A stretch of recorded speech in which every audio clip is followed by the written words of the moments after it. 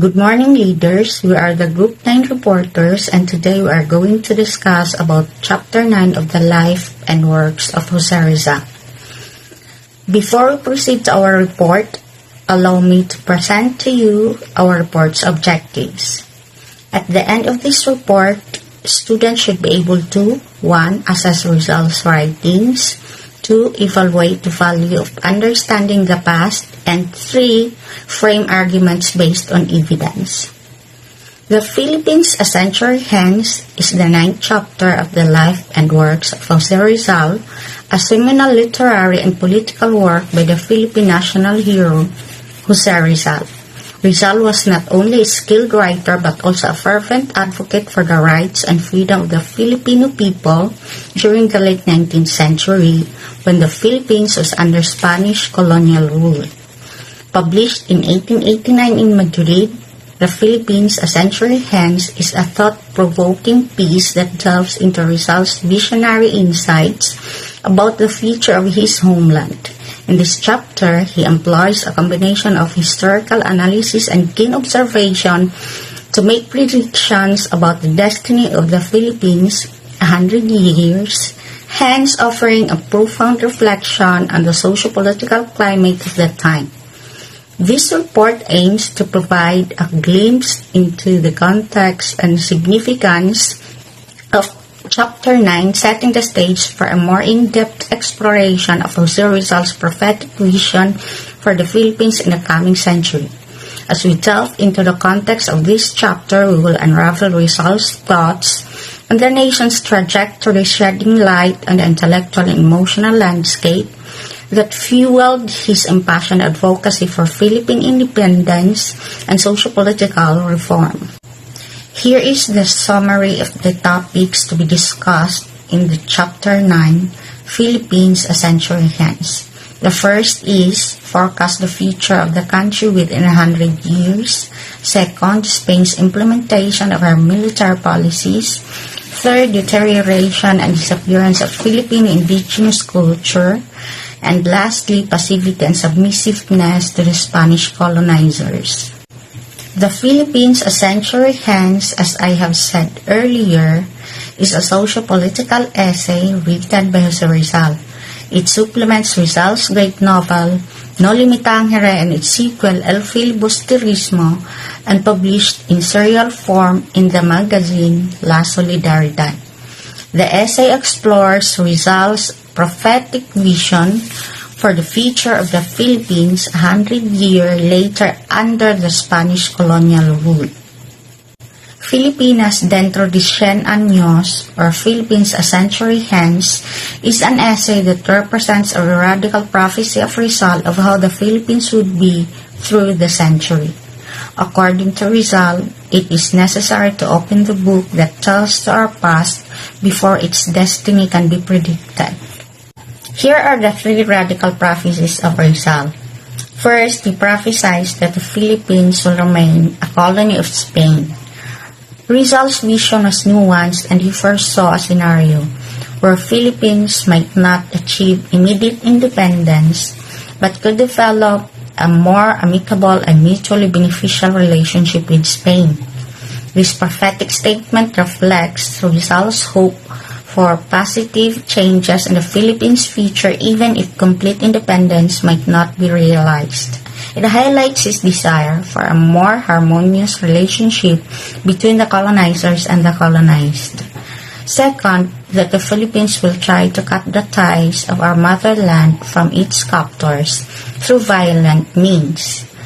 It's worth noting that other Filipino revolutionaries like Andres Bonifacio eventually took up arms in the quest for independence, leading to the Philippine Revolution against Spanish rule in 1896. Rizal's influence on the revolution was more indirect, as his writings had already contributed significantly to the awakening of nationalistic sentiments among Filipinos. Third and lastly, that we will be colonized by another country. Rizal's apprehensions were rooted in the historical context of the late 19th century when imperialist ambitions were on the rise globally.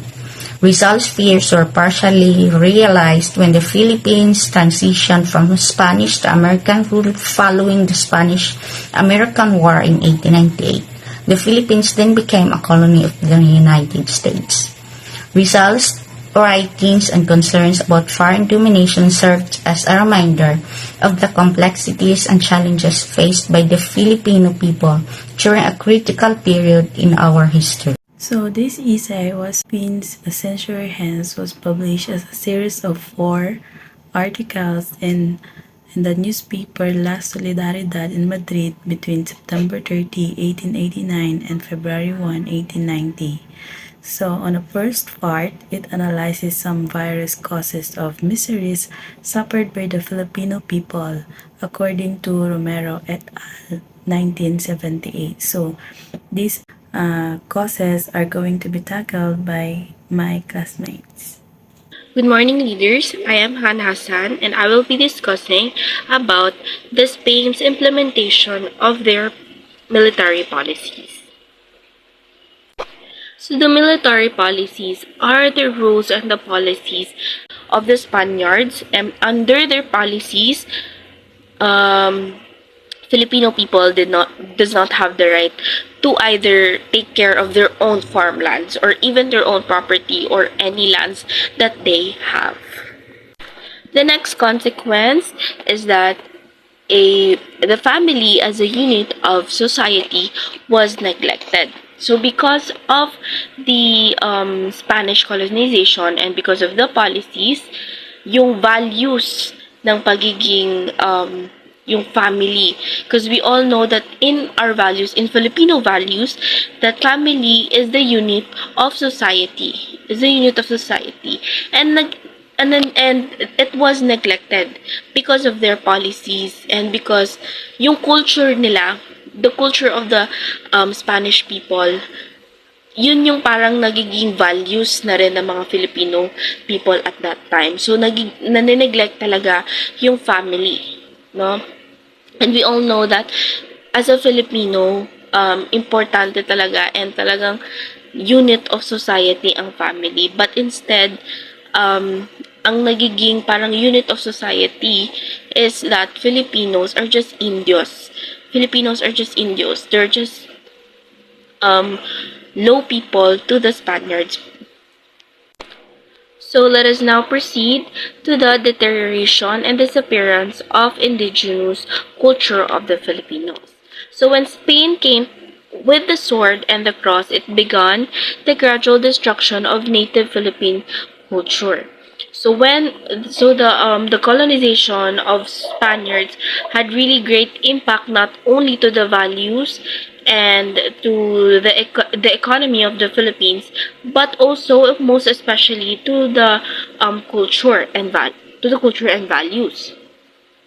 First one is that Filipinos started losing confidence in their past and their heritage. So this happened because Filipino people were forced to work on plantations and mines of the Spaniards, no? And they were also and most especially they were forced to study the religion and to be knowledgeable about their religion and their language, and most especially the culture of Spaniards, which made them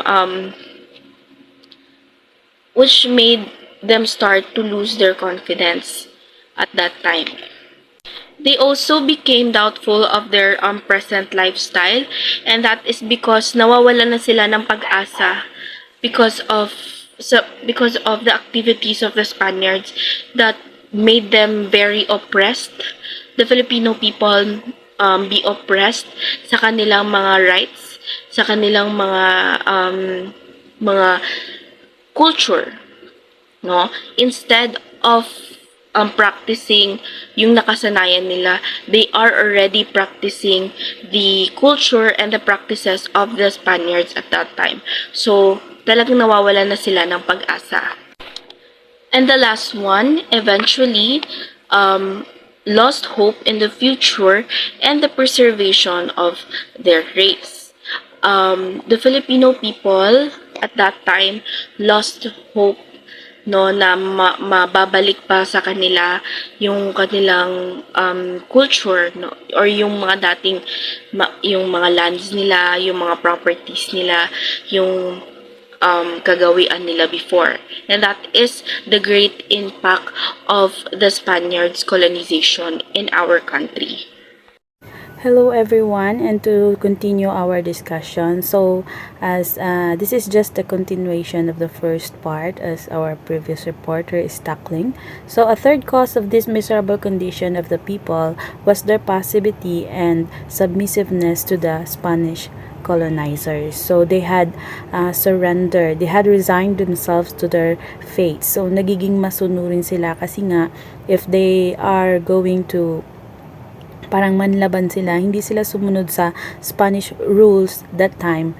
So sa Spanish friars, takot sila, wala silang voice, wala silang kakayahan na i-voice out yung kanilang mga nararamdaman, yung kanilang mga opinion. So they had resigned themselves to their fates. Parang sunod-sunuran sila sa kung ano yung Spanish rules that time. Nagiging masunurin yung mga Pilipino. So there is a question. What then had made the people realize their sad situation under Spanish rule? So the answer here is the racial discrimination. So people before, Filipinos have come to think that Filipinos are distinct people. They have thought that they are distinct people, naiiba sila, and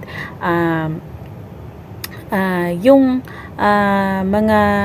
discrimination na nangyari, and then their grievances na naranasan nila from Spaniards, naging wake up call yun sa kanila. So what they have done is they accumulated all their grievances against Spaniards, which eventually led to the rise of revolutions, yung mga oppression, yung mga umaaklas na sila kasi they have come to think na hindi na tama yung mga pinagagawa ng mga Spaniards sa kanila, hindi na tama yung kanilang mga pamamalakad, hindi na tama yung kanilang mga patakaran, and these grievances, yung mga naranasan nila, it became their motivation to fight against the Spaniards. So and then eventually dahil doon sa kanilang mga karanasan din iyon na naging kung bakit naging miserable sila, it also awakened the national consciousness among the people and made them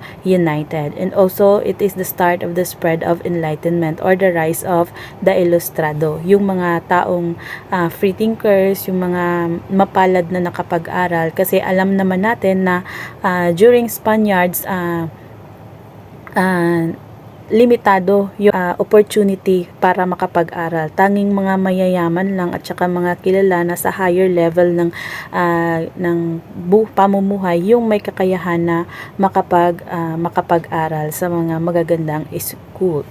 So in summary, the various causes, the miseries of Filipino were the Spain's implementation of her military policies, the deterioration and disappearance of indigenous culture of the Filipinos, and the passivity and submissiveness to the Spanish colonizers.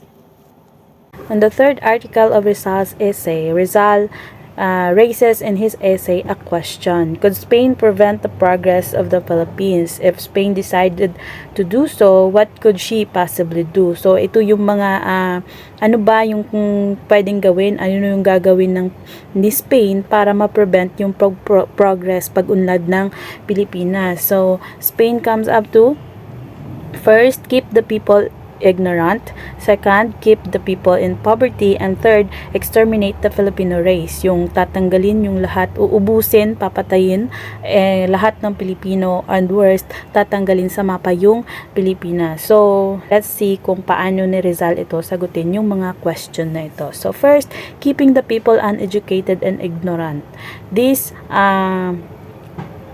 had failed. So because why? Because national consciousness has still awakened and great Filipino minds still emerge from the rubble. So, yon. alam naman natin na noong panahon na yon limitado tayo when it terms sa education. So kahit naging failed yung planong ito ng mga Spaniards na gawing mangmang at saka uneducated, ignorante tayong mga Pilipino. So para maiwasan yung pag-progress ng Pilipinas. So kahit nga merong repression noon sa school, hindi ito napigilan.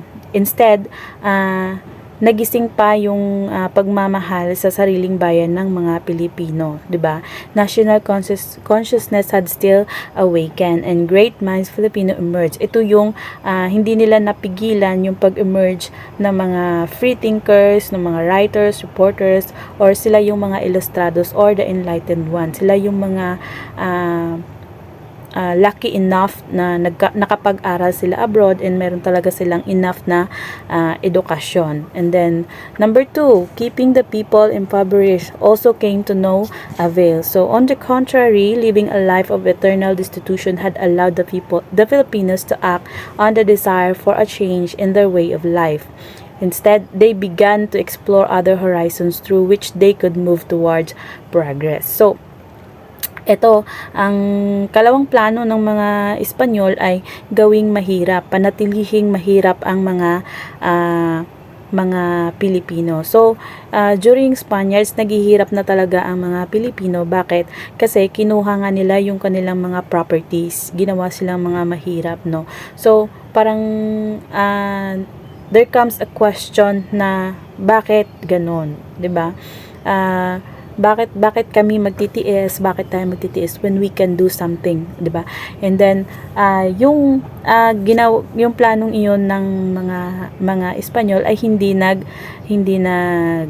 nag-success. So no avail, fail pa rin sila sa plano nilang iyon na para i-prevent ang progress ng Pilipinas, kasi instead na okay na lang sa mga Pilipino ang maghirap sila dahil under tayo ng Spanish rule that time. They have decided to act for another.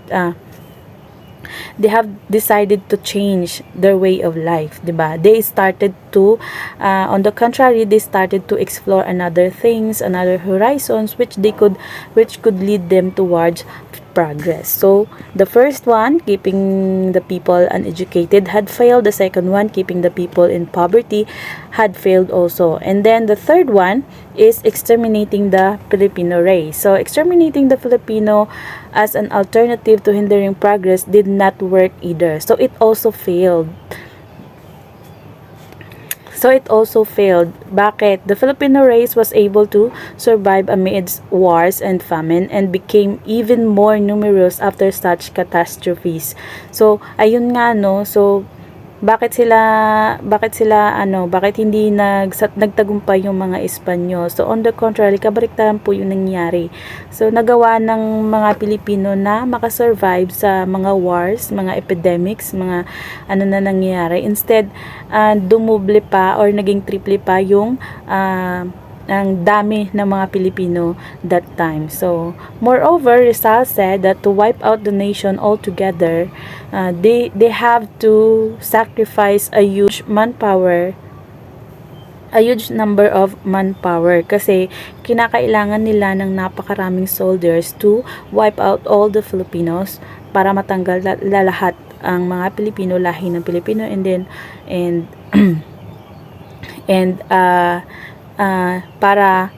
para mawala na talaga sa mapa yung Pilipinas. Pero yung ganitong action na mag-i-invest sila ng napakaraming soldiers, this is something Spain would not allow. So, hello everyone, my name is Shine Mahalal Tidio and this is my report. The key points in the essay are several issues that concern our country. The first one is abuse of human rights, pang-aabuso ng karapatan nating tao, pantao, or nating mga Pilipino.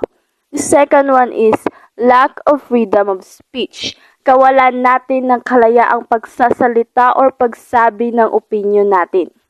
And lastly, lack of representation in the Spanish Cortes. In the next slide was what Rizal had envisioned in his essay came true.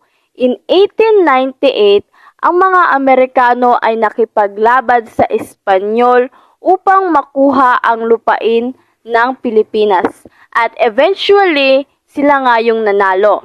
And their reign was democracy and liberty. So, 5 dekada ang nakaraan nung namatay na si Rizal. At sa wakas, nakamit din natin ng inaasam-asam nating kalayaan. At tama nga si Rizal, na may katapusan din ang lahat. At ang lahat ng paghihirap ng ating mga bayani ay hindi nga nasayang. So ito na nga yung essay na sinulat ni Rizal. Fulfillment of what Rizal had written in his essay. History does not record in its annals any lasting domination by one people over another of a different races, of a different usages and customs, of opposite and divergent ideas. One of the two had yelled and succumbed. Merong matatalo at merong mananalo, at tayo'y nanalo hindi tayo nawalan ng pag-asang tayo rin ay lalaya. Kaya ito na ang inaasam-asam nating kalayaan. And this is all for my report. Thank you and goodbye.